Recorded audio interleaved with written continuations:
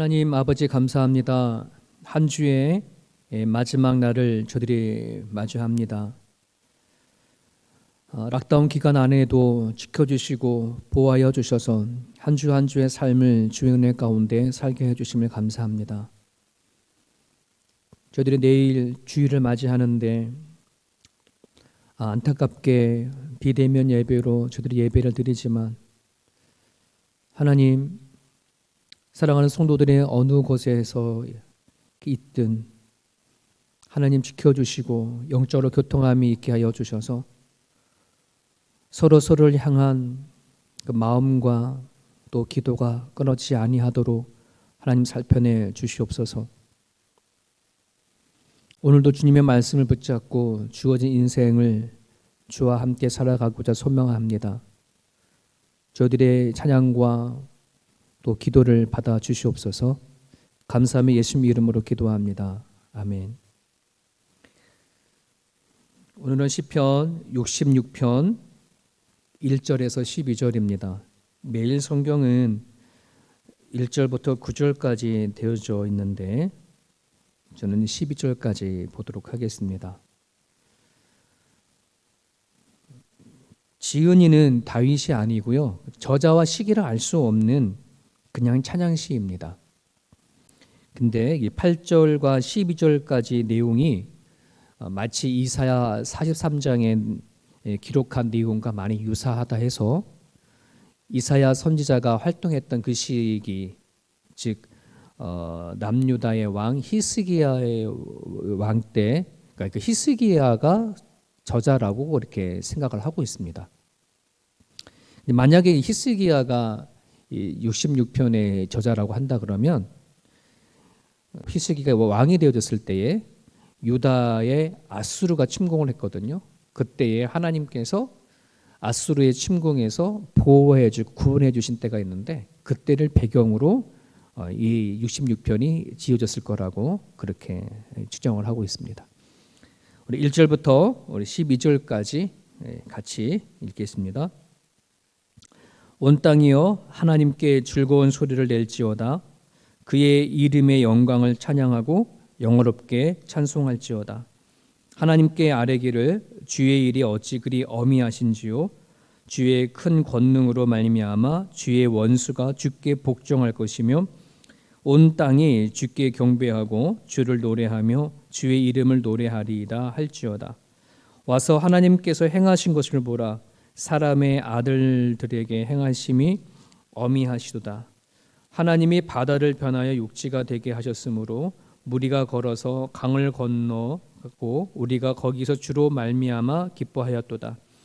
그가 그의 능력으로 영원히 다스리시며 그의 눈으로 나라를 살피시나니 거역하는 자들은 교만하지 말지어다. 만민들아 우리 하나님을 송축하며 그의 찬양 소리를 들리게 할지어다. 그는 우리 영혼을 살려두시고 우리의 실족함을 허락하지 아니하시는 주시로다. 하나님이여 주께서 우리를 시험하시되 우리를 단련하시기를 은을 단련함 같이 하셨으며 우리를 끌어 그물에 걸리게 하시며 어려운 짐을 우리 허리에 메어 두셨으며 사람들이 우리 머리를 타고 가게 하셨나이다. 우리가 불과 물을 통과하였더니 주께서 우리를 끌어내사 풍부한 곳에 들이셨나이다. 아멘. 하나님의 그 큰 권능으로 원수들을 물리치시고 원수들로 하여금 하나님 앞에 복종케 하게 하신 하나님의 구원하심에 대한 찬양이 담겨져 있습니다. 특별히 1절부터 4절까지가 그렇죠. 그래서 우리 3절에 보게 되시면 하나님께 아뢰기를 주의 일이 어찌 그리 어미하신지요. 주의 큰 권능으로 말미암아 주의 원수가 주께 복종할 것이며 온 땅에 주께 경배하고 주를 노래하며 주의 이름을 노래하리이다 할지어다. 신앙생활이 오래 연수가 길고 또 오랫동안 교회를 다니면서 하나님과 깊은 교제를 나눴던 사람들 같은 경우엔 이처럼 시편에서 말하고 있는 주의 큰 권능으로 말미암아 주의 원수가 주께 복종한다고 하는 이 의미들이 어떤 것인지는 이제 조금씩 다 와닿아요. 하지만 그렇지 아니하고 대부분 많은 사람들에게는 이런 내용들이 잘 그림으로 그려지지가 않아요. 여러분, 그 이스라엘이라는 나라는 오랫동안 하나님에 대한 인식과 그리고 하나님이 정말 이스라엘 백성들을 세우기까지 부르시고 세우기까지 하시며 하나님께서 그들에게 행하셨던 일들이 너무나도 많거든요. 그 경험들이 고스란히 몸에 배어졌고 그리고 살아온 삶의 현장 가운데 부모로부터 전달되어진 것들이 많으니까 하나님의 큰 권능, 하나님의 큰 역사, 하나님의 위엄하신 일들 이런 말만 하더라도 그들은 그냥 머리끝부터 발끝까지 다 이렇게 와닿는 거예요. 하지만 우리들은 그런 나라가 아니었잖아요.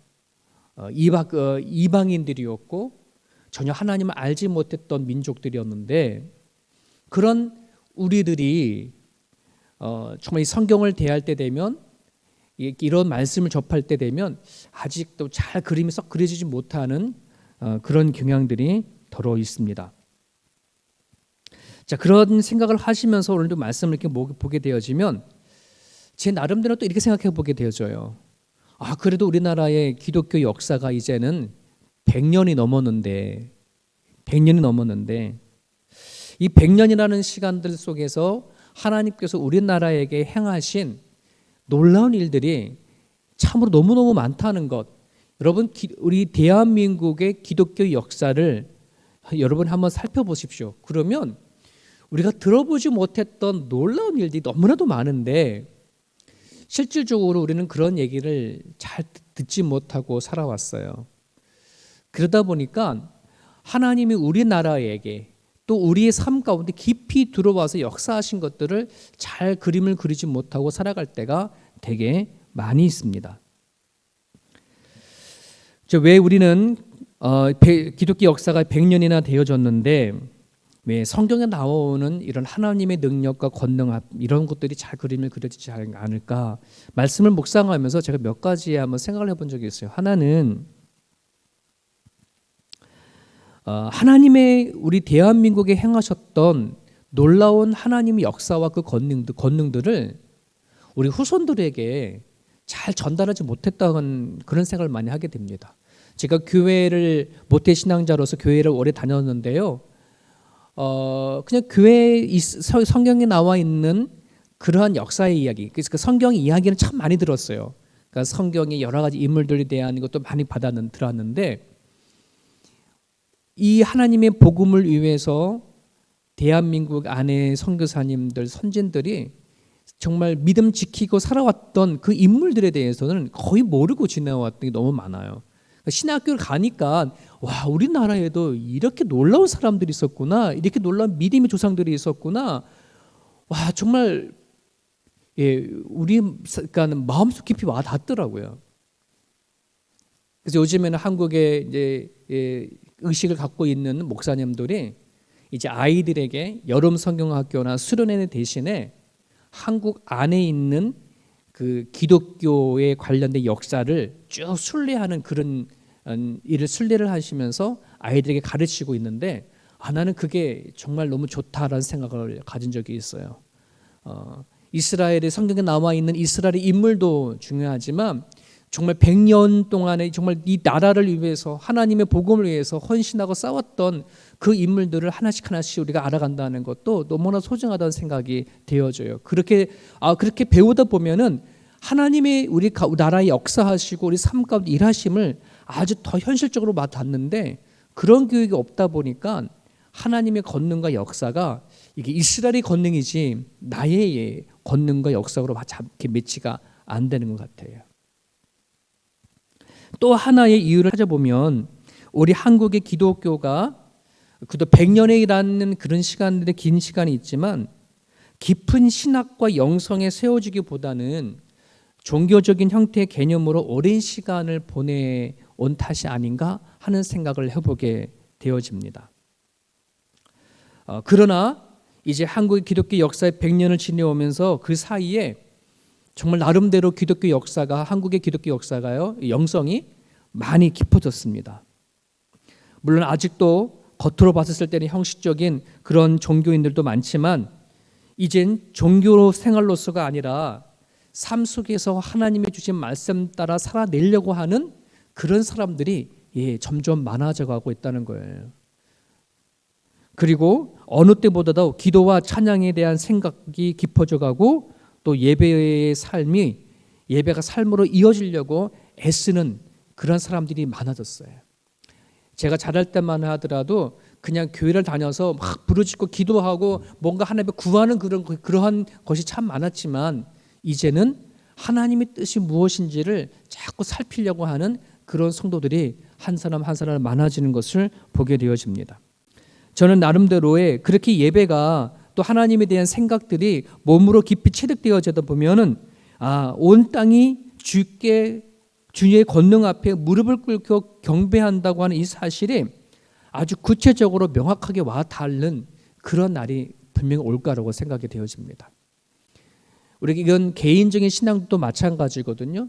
개인적인 신앙도 그냥 막연하게 하나님의 은혜가 뭐냐, 하나님이 나한테 행하신 능력들이 무엇이냐, 그냥 막연한 것들이지만 이거를 하나님 말씀에 묵상하고 기도가 깊이 들어가다 보면은 그 하나님이 나한테 베푸르신 은혜와 능력과 역사가 아주 명확하게 구체화되어질 날이 반드시 오거든요. 그것이 각자에게 있어져야 정말 하나님을 향한 진정한 찬양과 노래가 불러질 거라고 저는 믿습니다. 여러분 계속해서 5절을 보십시오. 5절부터 뒷부분을 보게 되어지면 과거 애굽에서 이스라엘을 구원하시기 위해서 하나님께서 행하셨던 그 구원의 역사를 회상하면서 하나님을 찬양하는 그런 내용이 나옵니다. 특별히 5절에 보면 와서 하나님께서 행하신 것을 보라. 사람의 아들들에게 행하심이 어미하시도다. 이렇게 노래를 하고 있습니다. 여러분 여기에서 와서 하나님께서 행하신 것을 보라 하는 이 말씀은 구원받은 자들이 하나님을 향해 찬양을 할 때에 어디에 초점을 맞춰야 하는 것에 대한 대답이에요. 무슨 말이냐면 대부분 우리가 많은 사람들이 찬양을 할 때에 그 찬양하는 그 가사가 각 곡 가사가 하나님을 위해서 무엇을 했는지 또 무엇을 드렸는지가 아닌 하나님께서 인간을 위해서 무엇을 하셨는가에 대한 그런 초점을 맞춰진 노래를 불러야 한다는 말이에요. 하나님이 우리에게 무엇을 어떤 일을 하셨는가라고 하는.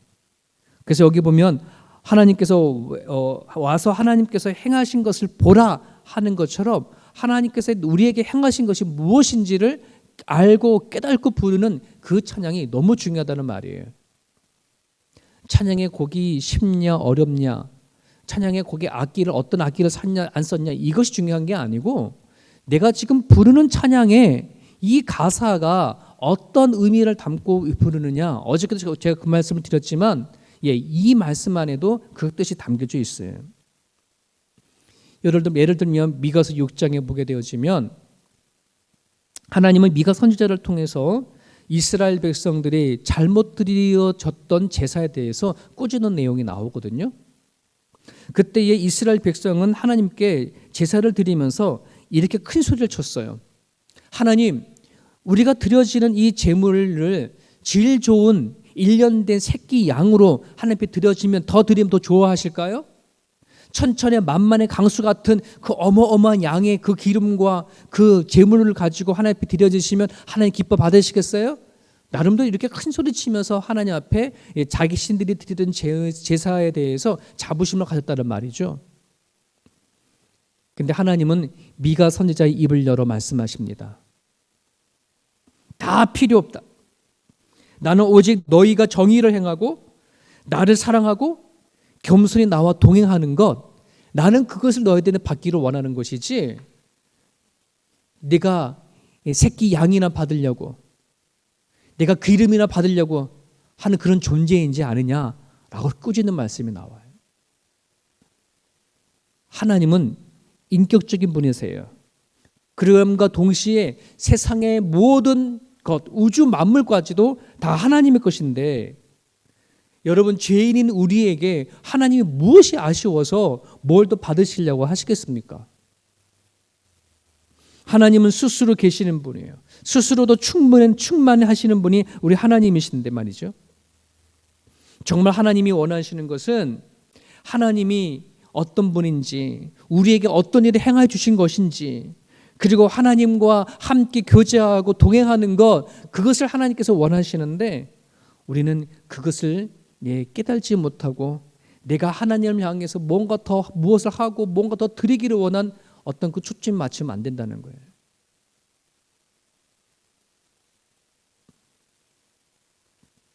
그래서 오늘 우리가 하나님 앞에 예배할 때에 내가 부르는 찬양의 가사를 잘 생각하며 불렀으면 좋겠습니다. 특별히 9절에서 12절을 여러분 보시면 하나님께서는 어떤 분이신지 이렇게 얘기를 하고 있습니다. 하나님은 우리에게 시험하신다. 또 단련도 하시고 때로는 그물에 걸리게 하시며 짐도 메어 두신다. 그리고 12절에 보면 사람들이 우리의 머리를 타고 가게 하신다. 이 말은 하나님의 백성이 아닌 다른 사람들이, 하나님 알지 못하는 사람의 믿음의 백성들을 고통을 주고 수치심을 주고 패배하게 만드는 그런 내용을 말하는 거거든요. 그리고 때로는 불과 물을 통과하게 하신다. 여러분, 우리가 믿는 하나님이 그런 하나님이라는 걸 여러분들이 알고 믿으셨습니까? 저는 이런 하나님이라는 걸 처음부터 알지 못했었습니다.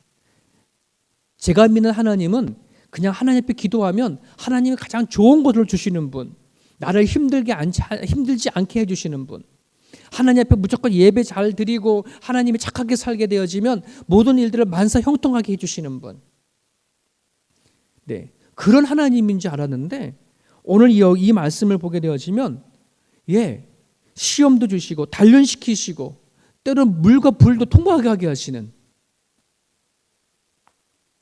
아주 군대의 훈련관처럼 그런 존재로 비춰지는 하나님이 나와요. 여러분, 하나님은 우리 그리스도인들이 그냥 연약한 존재로 이 땅에 살기를 원치 않아요. 이 세상은 영적 전쟁이라고 분명히 얘기를 했어요. 악한 영들은 하나님을 알고 믿는 자들을 가만히 두지 않아요. 어떻게 해서도 그들을 삼키려고 합니다. 그 영적인 상태를 하나님 너무나 잘 알고 있기 때문에 오늘 믿음의 백성들이 영적 전쟁을 할 수 있는 그런 용사가 되기 위한 그 훈련의 과정으로 우리를 밀어내시는 것을 우리는 보게 되어져요. 여러분, 부모님이 자식들을 잘 키워갈 때에 이 세상이 얼마나 살기 어려운 거 너무 잘 알잖아요. 그래서 여러분의 자녀들을 제대로 키우기 위해서 부모님들이 뭐 하는 거예요? 때로는 이런 것도 저런 것도 훈련시켜서 세상에 나아가서 정말 어떤 일이 닥친다 할지라도 스스로 이겨낼 수 있는 그런 자녀 키워나가기 원하는 것이 부모의 마음 아니겠습니까? 하나님도 같은 마음이라는 말이에요. 이 훈련을 잘 받는 비결이 뭘까요? 오늘 성경 뒷부분에 나옵니다. 풍부한 곳으로 들이신다는 사실, 이것만 확실하세요. 하나님은 우리를 불과 물을 통과하시고 또 세상 사람들이 우리의 머리를 타고 가게 하신다 할지라도 내가 살아가는 가정 가운데 때로는 그물에 걸리게 하고 무거운 짐도 맨다 할지라도 여러분, 거기 안엔 목적이 있어요. 하나님은 우리를 더 풍부한 곳으로 이끌어 가시기 위한 과정이라는 사실을 성경은 얘기를 하고 있습니다. 그러기에 여러분 살아가다가 어떤 힘든 거나 또 여러 개의 정말 내 생각하지 못했던 어떤 일이 닥쳐지면은 여러분, 그 문제 앞에 제일 먼저 하나님을 접어버리지 마시고 이 일을 통해 나를 훈련시키는가 보다, 그걸 믿고 이겨낼 수 있기를 간절히 바랍니다. 나는 지금 이 상태에 빠져 심각해 라고 하는 이 문제가 아니라 하나님 앞에 이 문제를 다룰 수 있는 힘을 달라고 하나님 앞에 기도해 나갈 수 있기를 바랍니다. 하나님은 우리를 잡아뜨리고 넘어뜨리고 멸망시키는 분이 아니라 반드시 세우시는 분이고 푸른 초정으로 인도하시기 위한 그 과정 속에 있음을 여러분들이 반드시 기억할 수 있었으면 좋겠습니다. 그래야 내가 어떤 처지에 있다 할지라도 그 자리가 내가 찬양할 수 있는 자리가 되어지고요, 하나님이 그 자리에서 일하신다는 것을 내가 깨달아질 때에 그제서야 내가 하나님 앞에 감사할 수 있는 마음이 열리기 때문에 그렇습니다. 사랑하는 여러분, 하나님은 우리를 구원하신 분이십니다. 하나님은 우리들을 하여금 그 받은 구원을 끝까지 이루시기를 원하시는 분이십니다. 당신께서 선택하시고 구원시킨 사람을 대해서 하나님은 포기한 적이 없으십니다. 그러기에 하나님은 여러분들의 사랑하는 삶의 한 순간순간마다 책임져 주시고 이끌어 나가실 것입니다. 믿고 맡기고 나갈 수 있기를 간절히 바랍니다. 여러분들이 하나님 앞에 드려지는 찬양과 기도와 그 말씀들이 살아서 움직일 수 있는 그러한 자들 되어줄 수 있기를 바랍니다. 그래서 여러분이 이 아침에 기도하실 때에 하나님 주의 권능이 얼마나 크고 능력이 있는지 볼 수 있는 눈을 달라고 여러분 기도하십시오. 두 번째는 어떠한 상황 속에서도 하나님께서 우리를 통해 일하신다는 사실을 알고 찬양할 수 있도록 여러분 기도해 주시길 바라고요. 그리고 아프가니스탄 소식 다 들어서 아시지 않습니까? 그 땅 위에 하나님의 공의와 정의가 세워질 수 있게 해달라고 여러분 기도해 주셨으면 좋겠습니다. 오늘 주신 말씀 붙잡고 자유롭게 기도하시기를 바랍니다.